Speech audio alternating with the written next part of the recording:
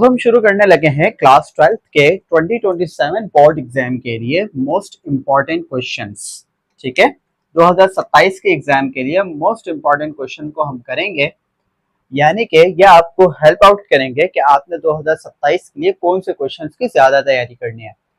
तो भाई आप लोगों से उम्मीद लगाई जा सकती है कि आप लोगों ने फर्स्ट ईयर के अंदर अच्छी प्रेप की होगी, अच्छे मार्क्स स्कोर किए होंगे, स्पेसिफिकली कंप्यूटर साइंस सब्जेक्ट के अंदर, जहां कंप्लीट आउट ऑफ कंप्लीट यानी 60 आउट ऑफ 60 या 75 आउट ऑफ 70 मार्क्स लेना कोई मुश्किल बात नहीं होती है।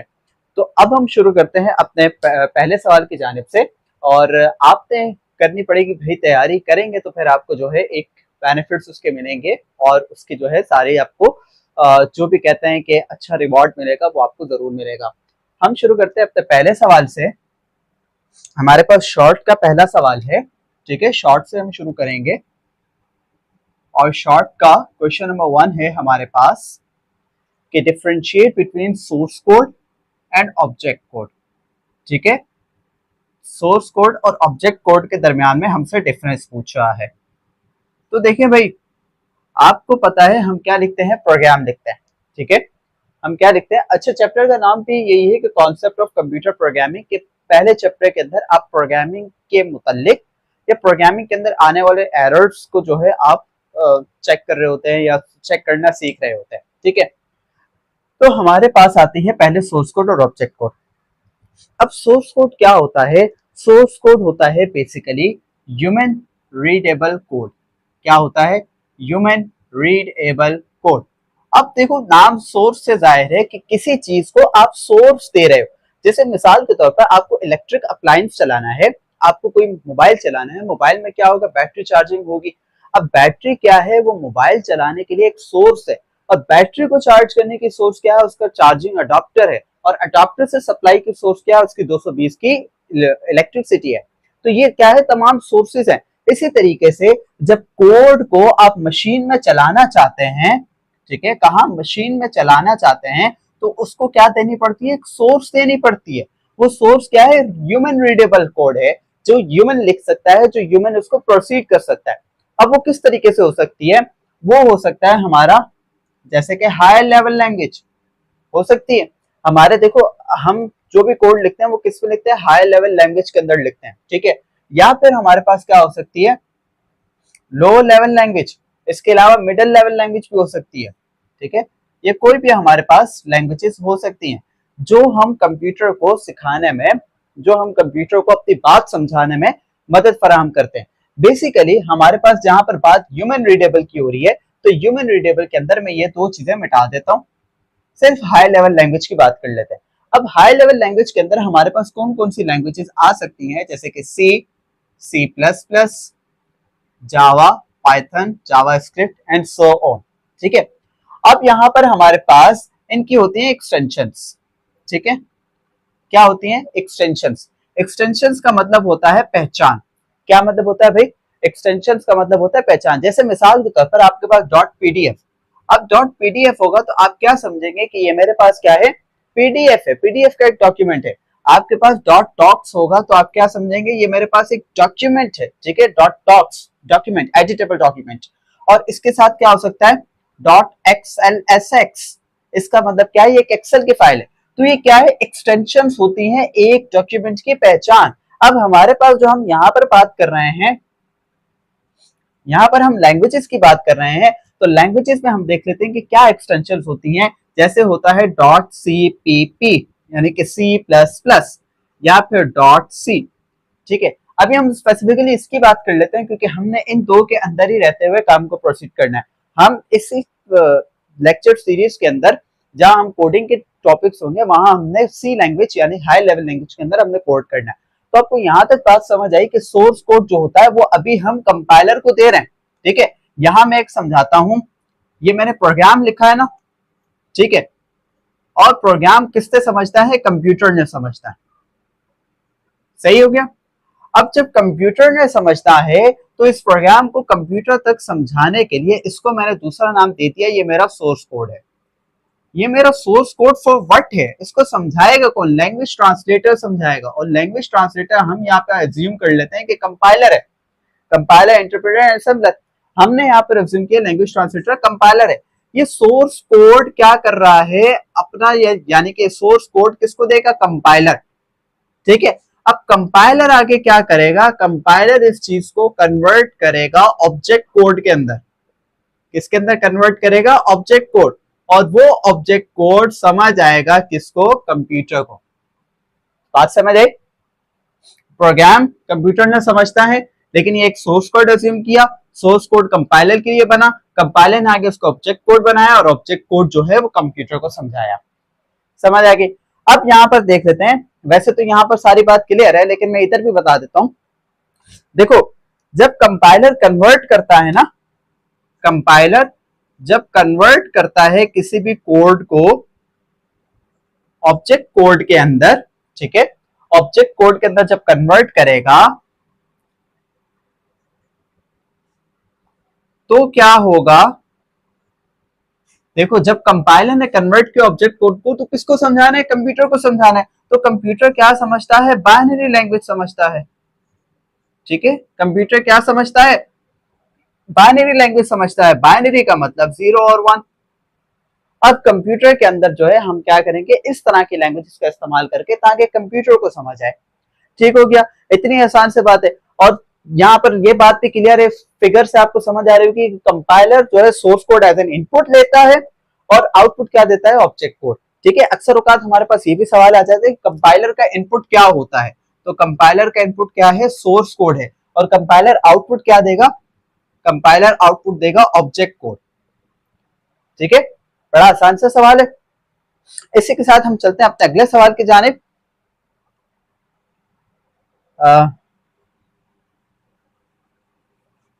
अगला सवाल है हमारे पास शॉर्ट का question number 2।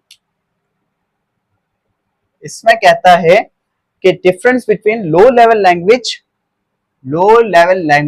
And high level language. ठीक है, अक्सर औकात ये सवाल ना रिपीट हो रहा होता है बार बार। हम देख लेते हैं लो लेवल लैंग्वेज होती क्या है। देखो हमारे पास 3 टाइप्स ऑफ लैंग्वेजेस है, low level, middle level, high level. अब लो लेवल लैंग्वेज क्या होती है, वो लैंग्वेज जो अंडरस्टैंडेबल हो फॉर हुम, फॉर कंप्यूटर। क्या हो, फॉर कंप्यूटर। अब देखो बात हमारे पास ये लिखी है जो कंप्यूटर के लिए अंडरस्टैंडेबल हो, तो कंप्यूटर तो समझता क्या है, कंप्यूटर बाइनरी लैंग्वेज तो समझता है। कंप्यूटर क्या समझता है, बाइनरी लैंग्वेज समझता है, जिसको हम क्या कहते हैं, 0 और 1। 0 और 1 कह सकते हैं। इसके अलावा हमारे पास बाइनरी लैंग्वेज ये हो गई, इसको हम क्या बोल सकते हैं, मशीन लैंग्वेज भी बोल सकते हैं। ठीक है, क्या बोला जा सकता है, मशीन लैंग्वेज। अच्छा, इसके अलावा हमारे पास एक और लैंग्वेज है, असेंबली लैंग्वेज, जिसको जिसको या तो हम लो लेवल लैंग्वेज पर रखते हैं या तो हम लो लेवल लैंग्वेज के अंदर रखते हैं या फिर मिडिल लेवल लैंग्वेज के अंदर रखते हैं, डिपेंड्स। लेकिन ज्यादातर इसको लो और मिडिल के सराउंडिंग्स में किया जा रहा है, लेकिन आती है एग्जैक्टली मिडिल लेवल लैंग्वेज के अंदर है। ठीक है, तो अब असेंबली लैंग्वेज क्या होती है, असेंबली लैंग्वेज के अंदर बात तो 0-1 में होती है, लेकिन बात होती है कुछ निमोनिक्स में। आई गेस मैं स्पेलिंग सही लिख पाऊं, निमोनिक्स। कुछ डिफरेंस है लेकिन बात समझाने की है। निमोनिक्स क्या होता है, निमोनिक वो चीज होती है कि हम बड़े से डायग्राम को, यानी बड़े से पैराग्राफ को हम इतने छोटे छोटे अल्फाजों में लिखना कि वो हमें पढ़ने में आसानी लगे। जैसे कि आपने एक चीज याद रखी होगी कि जैसे मैं एक मैथ्स का एक छोटा सा लिख रहा हूं, सम पीपल हैव। ठीक है, मैंने इसको क्या क्या याद रखा, सम पीपल हैव। ठीक है, curly brown hair, two people black. देखो कितने आसानी से मुझे याद हो गया। अब मैं ये याद रख रहा कि साइन थीटा किसके perpendicular divide by hypotenuse cos base divide by, ऐसे मुझे मुश्किल याद रहता। तो निमोनिक्स बनाने से क्या होता है, some people have curly brown hair, two people black, आसानी से याद हो गया। इसी को कहते हैं हम निमोनिक्स। अब लैंग्वेज के अंदर निमोनिक्स क्या होते हैं, लैंग्वेज के अंदर, इस असेंबली लैंग्वेज के अंदर निमोनिक्स होते हैं हमारे पास मूव, ठीक है, dx, cx और इस तरह के बेशुमार और निमोनिक्स होते हैं जिससे कंप्यूटर को हम बात समझा सकते हैं। तो ये बात है जो हमें थोड़ी बहुत भी समझ आ रही है और कंप्यूटर को भी ज्यादा समझ आ रही है, तो ये जो क्या होता है इस वजह से इसको मिडिल लेवल लैंग्वेज के अंदर कैटेगराइज किया जाता है। ठीक है, तो अब हम चलते हैं हाई लेवल लैंग्वेज के अंदर। हाई लेवल लैंग्वेज का ये सीन है भाई कि हाई लेवल लैंग्वेज के अंदर जो ह्यूमन अंडरस्टैंडेबल हो, ह्यूमन अंडरस्टैंडेबल हो और क्या हो, ह्यूमन रीडेबल हो। ठीक है, ह्यूमन उसको अंडरस्टैंड कर सकता है और ह्यूमन उसको रीड कर सकता है। अब नीड्स होती है इसको, needs a translator for computer to understand. ठीक है, फॉर कंप्यूटर टू अंडरस्टैंड। सही, ये बात हो गई कि कंप्यूटर को ट्रांसलेटर की जरूरत पड़ती है इस हाई लेवल लैंग्वेज को अंडरस्टैंड करने के लिए। अब हाई लेवल लैंग्वेजेस हमारे पास कौन कौन सी हो सकती हैं, जैसे मैंने यहां पर भी लिखा है सी, C plus plus, Java, Python, ठीक है, रूबी और इसके अलावा बेशुमार और हैं। ठीक है, तो ये हमारे पास ये बात समझ आ गई। अब देखो भाई, एक डिफरेंस में यहाँ पर और बता देता हूं कि जो हाई लेवल लैंग्वेज है ह्यूमन अंडरस्टैंडेबल है और ह्यूमन रीडेबल है, तो क्या कंप्यूटर को जल्दी समझ आएगी? नहीं समझ आएगी। तो इस वजह से इसकी स्पीड पर क्या इफेक्ट पड़ेगा? इसकी स्पीड होगी स्लो। क्या होगी? स्लो। किस बनस्पत स्लो? कि कंप्यूटर को समझाने में स्लो। जो ये ऐसी लैंग्वेज जो कंप्यूटर के ही जबान में लिखी हुई है, ठीक है, उसको ज्यादा जल्दी समझ आएगी, इस वजह से इसकी स्पीड फास्ट होती है, ये काम को जल्दी प्रोसीड करता है। अच्छा, ये स्लो और फास्ट ये कहने के एतबार से है, बाकायदा अगर हम इसको देखें तो प्रोग्राम तो जल्दी से रन होता है, प्रोग्राम में कोई टाइम नहीं लगता, लेकिन एक एतबार से कि जितना बड़ा प्रोग्राम होगा फिर वो उतना कंपाइल करेगा, उतना उसको इंटरप्रेट करेगा और उतना टाइम टेकन लेगा। ठीक है, तो ये आप लोग के डिफरेंसेस थे दोनों। अब हम चलते हैं अपने अगले सवाल की। इसके बाद हमारे पास अगला सवाल है क्वेश्चन नंबर 3, जिसपे कहता है कि डिफाइन, ठीक है, डिफाइन करो क्या? प्रोग्राम और इसके साथ साथ प्रोग्रामिंग लैंग्वेज। ठीक है, प्रोग्राम और प्रोग्रामिंग लैंग्वेज हमने डिफाइन करना है। तो चूंकि चैप्टर का नाम ही कॉन्सेप्ट ऑफ कंप्यूटर प्रोग्रामिंग है, तो हमें यह पता होना चाहिए कि प्रोग्राम क्या होता है। तो program is a basically set of instructions.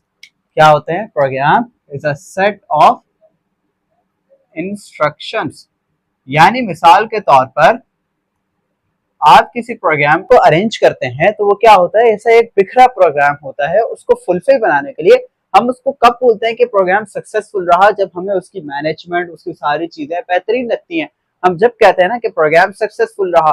इसी तरीके से ये क्या करता है कि ये जो रॉ डेटा होता है, ठीक है, रॉ डेटा यानी कि बिखरा हुआ डेटा होता है, उसको मीनिंगफुल बनाता है। ठीक है, रॉ डेटा को मीनिंगफुल बनाता है, इसको हम कहते हैं प्रोग्राम। जैसे मिसाल के तौर पर हमारे पास, हमने कोई प्रोग्राम लिखना है, हमने किसी का नाम प्रिंट करना है, कुछ करना है, कुछ भी प्रोग्राम हो सकता है, वो क्या करता है कि वो हमारे पास रॉ डेटा जो होता है उसको मीनिंगफुल इंस्ट्रक्शंस पे फॉरवर्ड करता है और उसको हम कहते हैं एक प्रोग्राम। ठीक है, सेट ऑफ इंस्ट्रक्शंस बस इतना याद रखिएगा। इसके मैंने एग्जांपल, रियल वर्ल्ड एग्जांपल दी, कोई हम प्रोग्राम अरेंज करवा रहे हो तो। अब क्या होता है प्रोग्रामिंग लैंग्वेज? प्रोग्राम को लिखने के लिए कोई ना कोई जबान का पता होना जरूरी है। ठीक है, कोई ना कोई प्रोग्राम जबान का पता होना जरूरी है। इसको हम कह सकते हैं कि सेट ऑफ सिंबल्स और रूल्स। ठीक है, प्रोग्रामिंग लैंग्वेज के अंदर क्या होता है कि कुछ तो कुछ सिंबल्स यूज हो रहे होते हैं। सिंबल्स से मुराद ये है कि कुछ उसका सिंटेक्स कह सकते हैं, और रूल्स यूज हो रहे होते हैं कि भाई उसको कैसे लिखना है। ठीक है, अब प्रोग्रामिंग लैंग्वेज हमारे पास हम जो यूज करते हैं मेजरली हाई लेवल लैंग्वेज, इसके अंदर मैं पिछले सवालों में भी बता चुका हूँ, C, C plus plus and so on. ठीक है, अब प्रोग्रामिंग लैंग्वेज के अंदर हमारे पास दो कॉमन चीजें होती हैं। Number one is syntax, and number two semantics. ठीक है, syntax and semantics. What does that mean about semantics? Semantics हम कहते हैं ग्रामर को। किसको? ग्रामर। ग्रामर किसकी? Grammar of programming language. ठीक है, ग्रामर ऑफ प्रोग्रामिंग लैंग्वेज, उसको हम क्या कहेंगे? वो उसका सिंटेक्स है। और सेमेंटिक क्या होता है? सेमेंटिक इज द बिहेवियर, कि उस प्रोग्राम ने बिहेव कैसा करना है, मीनिंग कह लें या बिहेवियर, ठीक है, बिहेवियर ऑफ प्रोग्रामिंग लैंग्वेज या मीनिंग ऑफ प्रोग्रामिंग लैंग्वेज, ठीक है। अब हमारे पास ये होता है कि हर प्रोग्रामिंग लैंग्वेज के रूल्स मुख्तलिफ हो सकते हैं, लेकिन लॉजिक सेम हम हर जगह पर यूज कर सकते हैं, ठीक है। तो एक बिल्कुल बेसिक सा एक सवाल था कि define program and programming language. तो अब हम चलते हैं अपने अगले सवाल की जानिब, जो कि हमारे पास लॉन्ग क्वेश्चन शुरू हो रहे हैं, ठीक है। लॉन्ग का पहला सवाल है हमारे पास, जिसमें हमसे पूछ रहा है कि स्टेप्स इन्वॉल्व्ड इन problem solving, explain steps involved इन प्रॉब्लम सॉल्विंग। अच्छा जी, ये आप लोगों ने, अगर आप लोग मैट्रिक कंप्यूटर साइंस से की होगी आप लोगों ने, तो आप लोग को अच्छे से पता होगा कि 9th क्लास के अंदर हमारे पास इसके लिए एक पूरा डिटेल चैप्टर नंबर 1 के अंदर ही हमारे पास इसका वो है, सॉरी 9 नहीं, मैट्रिक के अंदर चैप्टर नंबर 1 के ही हमारे पास एक पूरा डिटेल सवाल है जिसमें ये पूछता है, ठीक है। तो हम पहले देख लेते हैं कि प्रॉब्लम क्या होती है। बेसिकली प्रॉब्लम हमारे पास ना एक क्वेश्चन मार्क है। क्या है? एक क्वेश्चन मार्क है, यानी कि एक क्वेश्चन है। प्रॉब्लम हमारे पास एक क्वेश्चन है कि क्या इशू है, ठीक है, एक इशू है, कोई ना कोई इशू है। अब उसके साथ हम उस इशू के हद तक या उस इशू को सॉल्व करने के लिए कौन कौन से स्टेप्स को अपनाएंगे, ये सवाल है हमारे पास। पहला स्टेप हमारे पास आ जाता है कि डिफाइनिंग द प्रॉब्लम, ठीक है। पहले तो भाई अपने प्रॉब्लम को डिफाइन तो करो कि आपकी प्रॉब्लम क्या है, ठीक है। यानी कि मेरे पास कुछ इशू था, मैंने उसको डिफाइन करना शुरू किया, फिर मैं क्या करूंगा, प्लान करूंगा कि क्या मेरे पास ये चीज सुइटेबल भी है या नहीं है। प्लानिंग द प्रोग्राम और प्रॉब्लम, ठीक है, या प्लानिंग द सॉल्यूशन। तो हम क्या कर लेते हैं, अब सॉल्यूशन प्लान करते हैं। मिसाल के तौर पर मेरे पास एक प्रॉब्लम है। प्रॉब्लम बड़ी आसान सी बता रहा हूँ, प्रोग्रामिंग लैंग्वेज के अंदर बात करते हैं, रियल वर्ल्ड से थोड़ा सा हटके। मैंने कहा मैंने ये एक वेरिएबल है, ठीक है, ये दूसरा वेरिएबल है, इसको मैंने प्लस करके किसी तीसरे वेरिएबल में जवाब लाना और उसका जवाब 5 होगा, ठीक है। मेरे पास एक प्रॉब्लम थी, मुझे प्रॉब्लम डिफाइन है कि मैंने क्या करना है, सम करना। मैंने क्या कर दिया, सम करना है, डिफाइन हो गया कि मुझे इस तरीके से करना है। फिर हमारे पास अब प्लान करूंगा सॉल्यूशन को कि मैंने कौन सी अप्रोच से इसको सॉल्व करना है, ठीक है, कौन सी अप्रोच से इसको सॉल्व करना है। हमारे पास 3 तरह की अप्रोचेज होती है। एक होती है टॉप डाउन अप्रोच, ठीक है, टॉप डाउन अप्रोच। और इसके अलावा हमारे पास दूसरी क्या हो सकती है, एल्गोरिथम। हम क्या इसका एल्गोरिथम बनाना चाहेंगे। और तीसरी क्या चीज होगी, फ्लो चार्ट। आप लोगों का अगला चैप्टर इन दोनों चीजों पर ही है कि एल्गोरिथम और फ्लो चार्ट के ऊपर ही पूरा चैप्टर है। तो इसलिए मैं यहाँ पे ज्यादा डिस्कस नहीं करता हूँ, लेकिन अगर आपने मैट्रिक कंप्यूटर साइंस सीखी होगी तो आपको अंदाजा होगा कि ये क्या होते हैं, ठीक है। तो अब मैंने क्या करना है कि भाई प्रॉब्लम डिफाइन हो गई, सॉल्यूशन प्लान करने लगा हूँ। सॉल्यूशन में किस तरीके से कर सकता हूँ, जैसे हम कोई भी चीज करने लगते हैं ना, तो हम क्या करते हैं, उसको एक रफ एस्टिमेट बनाते हैं, एक रफ जो है डायग्राम स्केच बना लेते हैं कि हमने इस तरीके से उसको काम करना है। सेम ये भी यही है, मैंने कोई एक अप्रोच सोची और मैंने उससे बना लिया कि ये ऐसे होगा, ठीक हो गया। इसके बाद हम चलते हैं, अब हमें ये पता चल गया, अब हमने करनी है कोडिंग, ठीक है। मैंने किया कोडिंग द प्रॉब्लम। अब मैं प्रॉब्लम को कोड करना शुरू करूंगा, ठीक है। मैंने प्रॉब्लम को जो है वो कोड करना शुरू कर दिया, प्रोग्राम को कोड करना शुरू कर दिया। तो मैं क्या करूंगा, मैं बात कर लेता हूँ सी लैंग्वेज की, ठीक है। मैंने सी लैंग्वेज में अगर मैं स्टार्ट लूंगा, मैं यहीं पर लिख लेता हूँ, मैं स्टार्ट लूंगा तो मैं क्या लूंगा, हेडर फाइल से लूंगा, इंक्लूड stdio.h। मैंने हेडर फाइल से स्टार्ट लिया, मैंने यहाँ पर लिखा मेन वॉइड, ठीक है, मेन, और यहाँ पे मैं अपना मेन फंक्शन मैंने बना दिया और ये स्टार्ट कर दिया, ठीक है। अब मैंने कोड करना स्टार्ट कर दिया। अब कोड जो है मैं यहाँ पर क्या करूंगा, मैंने यहाँ पर लिया इंट, ठीक है, इंट ये हो जाए। फिर यहाँ पर मैंने एक और लिया इंट, इंट ये हो जाए, ठीक है। और मेरे पास क्या हो जाए, प्रिंट एफ, प्रिंट एफ क्या, प्रिंट एफ हो जाए सी, अच्छा सी ऐसे प्रिंट नहीं होगा, पहले मैं यहाँ ले लेता हूँ परसेंट डी, ताकि मुझे उसका रिजल्ट आए और सी प्रिंट हो जाए। ठीक है, तो हमारे पास क्या आ जाएगा, ये एक प्रोग्राम का आउटपुट आ जाएगा। सिंपल सी बात है, इससे कोई और ऐसी चीज नहीं है। तो मैंने क्या कर दिया, कोडिंग द प्रोग्राम या कोडिंग द प्रॉब्लम भी कर ली।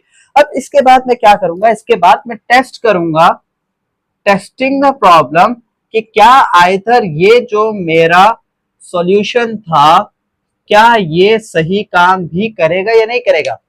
छोटी मोटी चीजें तो काम कर जाती है, लेकिन क्या बात है कि वो जो बड़े बड़े प्रोग्राम्स है, जैसे आपका इंस्टाग्राम है, फेसबुक है, या मेटा के, या जेमिनाई के, या फिर जीपीटी के, जितने बड़े बड़े प्रोग्राम्स हैं, इनमें इतने लाइन का कोड तो नहीं होता ना, इनमें तो बहुत सारी चीजें होती है।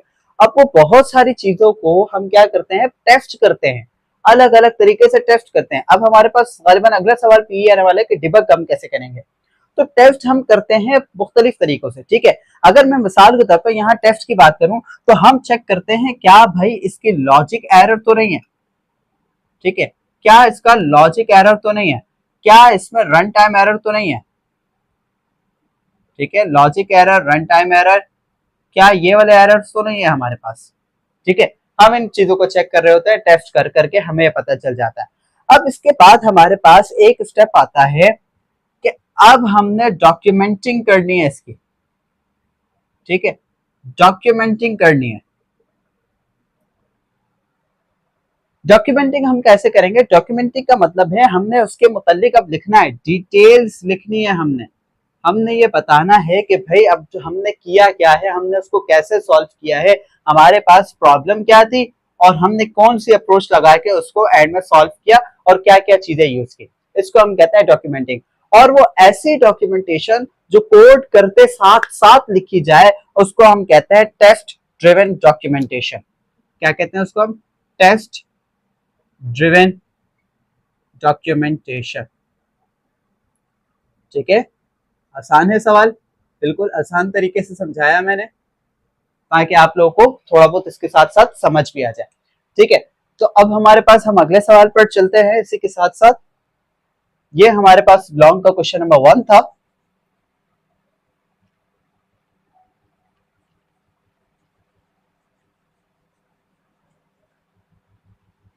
हमारे पास अगला लॉन्ग का सवाल है। अगले लॉन्ग सवाल में कहता है कि explain debugging process. Question number 2 long का, डिबगिंग प्रोसेस। अब यहां पर जो बात लिखी हुई है डिबगिंग, ये क्या होती है, देखो तोड़ तोड़ के पढ़ते हैं इसको। डी, ठीक है, डी से मुराद कोई नेगेटिव बात हो रही होती है, किसी के अगेंस्ट में बात हो रही होती है, जैसे कि in Q D Q. N Q का मतलब ऐड करना, डी क्यू का मतलब निकालना। ठीक है, इसी तरीके से उस चीज से कुछ चीज निकालना, लेकिन क्या, बग निकालना। बग का मतलब क्या होता है, एरर को निकालना। और बगिंग यानी कि किसी काम को जब हम कर रहे होते हैं, जैसे कंटिन्यूअस टेंस में I am waiting, I am writing, I am eating, I am listening, ING लगता है ना, सेम इसी तरीके से करने के लिए आईएनजी इसके साथ लगाया गया है। मैंने आईएनजी नहीं लगाया। ठीक है, डिबगिंग प्रोसेस। तो यही होता है हमारे पास कि हम किसी प्रोग्राम के अंदर से उसके एरर्स को निकाल रहे होते हैं। ठीक है, क्या कर रहे होते हैं, उसके एरर्स को निकाल रहे होते हैं, इज नॉन एज डिबगिंग। यानी कि हम प्रोग्राम को क्या कर रहे हैं, हम प्रोग्राम को एरर फ्री कर रहे हैं। हम प्रोग्राम को एरर फ्री करना चाहते हैं, या करने वाले हैं, या कर रहे हैं उस प्रोसेस को। अब उसके अंदर हमारे पास पहला प्रोसेस आता है, पहला प्रोसेस आता है डेस्क चेकिंग। क्या आता है, डेस्क चेकिंग। यानी मिसाल के तौर पर प्रोग्रामर अपने डेस्क पर बैठा हुआ है, ठीक है, और अपने डेस्क पर वो चीजें विजुअलाइज कर रहा है कि ये ऐसे होंगी, या इस तरीके से होंगी, या वो पेन पेपर पे लेके ऐसे ऐसे लिख रहा है कि भाई ये इस तरीके से सारी चीजें होंगी, कंप्यूटर उसको इस तरीके से प्रोसीड करेगा। मेरी बात मैं इसको इस तरीके से समझाऊंगा, मैं ये लाइब्रेरीज का इस्तेमाल करूंगा और मैं इस तरीके से प्रोग्राम को लिखूंगा, 1000 लाइन्स ऑफ प्रोग्राम चली जाएंगी और ये सारी चीजें। ठीक है, अभी वो सिर्फ सोच रहा है, सारी चीजें देख रहा है, सब चीजें समझ रहा है, कर रहा है। डेस्क चेकिंग यानी कंप्यूटर से पहले, कंप्यूटर पे करने से प्रोग्राम को पहले वो चेक कर लेता है कि हमारे पास प्रोग्राम की क्या क्या जरूरतें हैं, क्या क्या चीजें हमें फुलफिल करनी है। ठीक है, डेस्क चेकिंग इसको कहते हैं बस। इसके बाद है हमारे पास मैनुअल टेस्टिंग। क्या है भाई, इसके बाद है हमारे पास मैनुअल टेस्टिंग, लेकिन किसके साथ manual testing? With sample data, ठीक है, विथ सैंपल डेटा। इसको हम जानते हैं ड्राई रन के नाम से। किस नाम से? Dry run. अब ड्राई रन नाम से जाहिर है खुश्क रन, ठीक है। अब खुश्क रन कैसे? कि मैंने प्रोग्राम पूरा पेपर पे लिख लिया, ठीक है। जब मैंने पूरा प्रोग्राम पेपर पे लिख लिया तो मैंने उसको एस्टिमेट लगाया, मैंने उसको एक चेक करना चाहा कि क्या ये ऐसे काम करेगा या नहीं करेगा, ठीक है, क्या ये इस तरीके से एरर फ्री रहेगा नहीं रहेगा। तो इस तरीके से हम क्या होता है सैंपल डेटा के ऊपर ड्राई रन करते हैं। अब ड्राई रन कंप्यूटर बेस पर भी हो सकता है कि हम प्रोग्राम को हमने लिखा और उस पर हम छोटी मोटी चीजें चेक कर रहे हैं, ठीक है। इसके बाद है हमारे पास नंबर 3 स्ट्रक्चर्ड वॉक थ्रू। क्या है? Structured walk through. Structured walk through का क्या मतलब है? स्ट्रक्चर्ड वॉक थ्रू का मतलब है कि टीम, यानी कि टीम बैठी होगी 3 या 4 बंदों की, जो क्या करेगी, इसको चेक करेगी, क्योंकि हर किसी के अपने नजरियात होते हैं, हर किसी का अपना प्लान होता है, अपना ऑर्डर ऑफ प्रेसिडेंस होता है, अपनी प्रायोरिटीज होती हैं। तो इसी तरीके से वो भी 3-4 बंदे मिलाकर कोई एक ना एक आइडिया पेश कर रहे होंगे, उस प्रॉब्लम को हल निकालने की कोशिश कर रहे होंगे कि हम कैसे डिबगिंग उसकी कर सकते हैं, ठीक है। इसके बाद है हमारे पास, हम इसके अलावा डिबगिंग कैसे कर सकते हैं? Attempt at translation. Attempt at translation. अब ट्रांसलेशन से क्या मुराद है? ट्रांसलेशन से मुराद है जब हम कंप्यूटर पे प्रोग्राम लिख लेते हैं तो कंप्यूटर को वो समझाता है। हम आईडीई पे बेसिकली प्रोग्राम लिखते हैं, इंटीग्रेटेड डेवलपमेंट एनवायरनमेंट पे, वो कंप्यूटर को समझाता है, उसके साथ जुड़ा होता है कंपाइलर। अब कंपाइलर क्या कर सकता है? हमारे पास रन टाइम एरर जनरेट कर सकता है। क्या? रन टाइम एरर जनरेट कर सकता है। तो हम इसको कैसे चेक कर सकते हैं कि भाई हमारा यही डिबगिंग का प्रोसेस क्या पता काम कर जाए? हम हर एक एक हिस्से को प्रोग्राम को चलाएंगे, ठीक है। जब चलाते रहेंगे हमारे पास मिसाल के तौर पर 10 लाइनें सही काम कर रहे हैं, आगे 11वीं लाइन में एरर आ रहा है, तो हम वहां से उसको ठीक करेंगे। इस तरीके से हम थोड़े थोड़े हिस्से को चलाकर, थोड़े थोड़े कंपोनेंट्स को चलाकर, बेसिकली हम प्रोग्रामिंग लैंग्वेज के अंदर जो यूज टू चीजें हो रही होती हैं उसको कंपोनेंट्स कहते हैं, ठीक है। कंपोनेंट्स को चला चलाकर हम देखेंगे कि हमारे पास एरर कहाँ आ रहा है, ठीक है। तो ये हो गया अटेम्प्टेड ट्रांसलेशन। जब चल रहा हो, रन टाइम हो रही है, तो हमें उस वक्त पता चल जाता है कि कहाँ इश्यूज आ रहे हैं। फिर इसके बाद हम और क्या कर सकते हैं? हम और इसके साथ कर सकते हैं कि हम अल्फा टेस्टिंग करें। अल्फा टेस्टिंग क्या से मुराद है? अक्सर औकात आपने जब प्ले स्टोर खोला होगा तो उसके आगे लिखा होता है कि ये ऐप बीटा टेस्टिंग है, ठीक है, ये ऐप इस वक्त बीटा टेस्टिंग के अंदर है। तो अल्फा टेस्टिंग से क्या मुराद होता है? अल्फा टेस्टिंग से मुराद ये होता है जो आपके पास सैंपल डेटा पड़ा हुआ हो, ठीक है, जो आपके पास सैंपल डेटा पड़ा हुआ हो, ठीक है। जैसे हम अक्सर औकात जैसे करते हैं ना, जैसे कंपनी फीडबैक्स करवाती हैं, आपने कुछ चीज खरीदी, वो आपसे फीडबैक मांगेगी, वो क्या है? एक सैंपल डेटा हो गया। इस तरीके से बहुत सारे कलेक्टिव डेटा या डमी डेटा बोलते हैं, जैसे डमी डेटा है मेरे पास, कोई भी अननोन डेटा है, कोई भी डमी डेटा है, रियल वर्ल्ड डेटा नहीं। उस डमी डेटा के ऊपर मैं बहुत सारे डेटा देके कंप्यूटर के उस प्रोग्राम को चेक करूंगा, क्या ये मेरे पास प्रोग्राम सही काम कर रहा है या नहीं कर रहा। सिंपल सी बात है, ठीक है। उस टेस्टिंग को हम कहेंगे अल्फा टेस्टिंग, और ये भी डिबगिंग प्रोसेस के अंदर काम आती है। इसके बाद भाई हमने चेक किया, अल्फा टेस्टिंग तो चेक की, ये भी पास कर जाता है अगर वो, तो हम चेक करेंगे बीटा टेस्टिंग, ठीक है। अब बीटा टेस्टिंग क्या होती है? बीटा टेस्टिंग होती है रियल वर्ल्ड डेटा के ऊपर। किसके ऊपर? रियल वर्ल्ड डेटा के ऊपर। यानी मिसाल के तौर पर ये कुछ स्पेसिफिक लोगों के लिए, इसको रखा जाता है ताकि वो चीजों को टेस्ट करें। जैसे आपने सुना होगा ना कि हमारे बहुत सारी कंपनीज के अंदर क्यूए इंजीनियर्स होते हैं या फिर टेस्टर्स होते हैं, ठीक है, जो हर प्रोग्राम को टेस्ट कर रहे होते हैं। तो क्या होता है कि वो जो है स्पेसिफिक लोगों के लिए अलाउड होती है वो चीज कि इस चीज को टेस्ट करें, इसमें जो भी इश्यूज हैं, जो भी चीजें हैं, वो हमें रिपोर्ट करें और हम अपने आगे डेवलपर्स को बताएं कि ये इस तरीके से हो रहा है और इसको आपने सॉर्ट आउट करना है, ठीक है। तो ये हमारे पास एक सवाल था पूरा एक लॉन्ग सवाल था, दोनों हमारे पास लॉन्ग सवाल लिखे हुए हैं। हमने इसको क्या किया, बड़ा आसान तरीके से लिस्ट डाउन करने की कोशिश की ताकि आप लोगों के लिए इजी रह सके। अब भाई हमारे पास अगला सवाल है,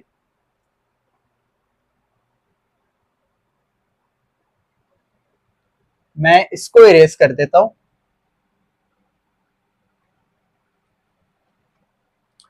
अब हमारे पास अगला एक सवाल है कॉन्सेप्ट बेस्ड क्वेश्चन।